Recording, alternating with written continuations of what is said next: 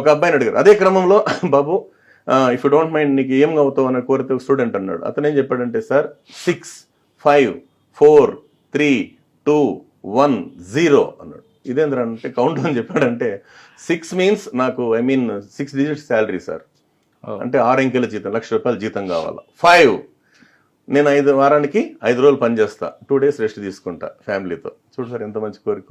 4 4 చక్రాల కారు కావాలి. 3 3 bedroom flat, ఒకటి నాకు నా భార్యకి, మా అమ్మ నాన్నకి, నా బిడ్డలకి. 2 ఒక అమ్మాయి ఒక అబ్బాయి. 1 ఒకే పెళ్ళాం. 0 టెన్షన్ లేకుండా బతకడం. చిన్నప్పటి నుంచి సార్, అందుకే ఏం చెప్తున్నాము, 10th class, intermediate first year and second year, ఈ 3 సంవత్సరాలు ఎవరైతే హార్డ్ వర్క్ చేస్తారో 30 సంవత్సరాలు మహారాజులాగా మహారాణిలాగా బతుకుతారండి. ఇది పెద్దవాళ్ళు చెప్పిందే. నేను చెప్తాను, ఏదైతే నువ్వు ఇష్టపడతావు అది నీకు వెనకటికి ఇన్స్టాల్మెంట్ లైఫ్ లేని బతకచ్చు కదా సార్, ఇన్స్టాల్మెంట్ లేని లైఫ్.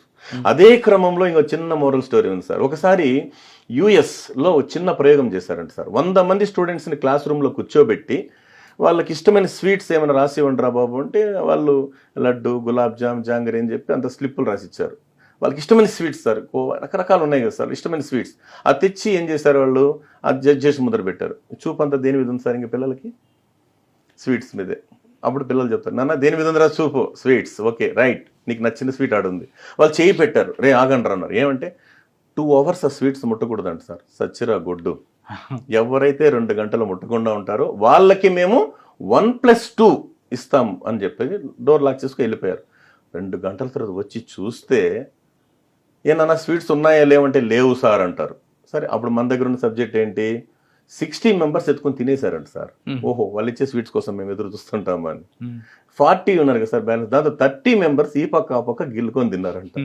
రిమైనింగ్ 10 వాళ్ళు స్వీట్ టచ్ చేయలేదంట sir. After 20 years what they are doing now అని చెప్పి సర్వేకి పోతే ఆ 60 members they are doing ordinary life sir. ఆ 30% గిల్లుకొని తిన్నటువంటి వాళ్ళు government salary and corporate salary. The remaining 10 వాళ్ళు ఎవరంటే, నువ్వు ఎదగడానికి ప్రపంచం కావాలి, ఎదిగిన తర్వాత ఈ ప్రపంచానికి నువ్వు కావాలి, కాబట్టి నీ కోసం ఈ ప్రపంచం ఎదురు చూసేటంత ఎత్తుకు ఎదిగని చెప్పి శాలిడ్ కొట్టించుకునే విధంగా ఒక IAS ఉండొచ్చు, IPS ఉండొచ్చు, ఇండస్ట్రియలిస్ట్ ఉండొచ్చు, దమ్మున్న నాయకుడై ఉండొచ్చు, నాయకురాలై ఉండొచ్చు. Choice is yours. మీకు 60 కావాలా, 30 కావాలా, 10 కావాలా? చూడు సార్ ఎంత బాగా వింటారు సార్ పిల్లలు. అప్పుడు అందరూ మేము 10 సార్ అంటారు. అంటే మీ పని మీరు చేయండి, అంతే కదా సార్. మీకు కావాల్సిన చదువే కదా, చదువే. అందుకే శిల లాంటి బతుకుల్ని శిల్పంగా మార్చేదే విద్య, మనిషిని భగవంతుణ్ణి భాగ్యవంతుణ్ణి చేసేదే విద్య. సృష్టిలో ఇతరులకు ఎంత పంచినా మరింత పెరిగేది విద్య ఒక్కటే. రాజు రాజ్యంలో మాత్రమే పూజింపబడతాడు, విద్యావంతుడు ప్రపంచంలో ఎక్కడ ఉన్నా పూజింపబడతాడని చెప్పడానికి సార్. చాలా రాసినట్టున్నారు మరి. అంటే ఉన్నాయి సార్, చెప్పండి. అందులో బాగా నచ్చింది చెప్పండి. బాగా నచ్చింది స్వచ్ఛ భారత్కి సంబంధించి హైదరాబాద్లో ఉన్నటువంటి విశ్రాంత ESI అధికారి శ్రీ KL కామేశ్వరరావు గారు సార్. ఆయన 2 lines రాస్తారు, అవి హార్ట్ టచింగ్ ఉంటాయి సార్. ఆయన రాసింది ఏంటి, బలహీనతకు అందమైన పేరు హాబీ, హాబీ ఒక్క ముళ్ళ గులాబీ.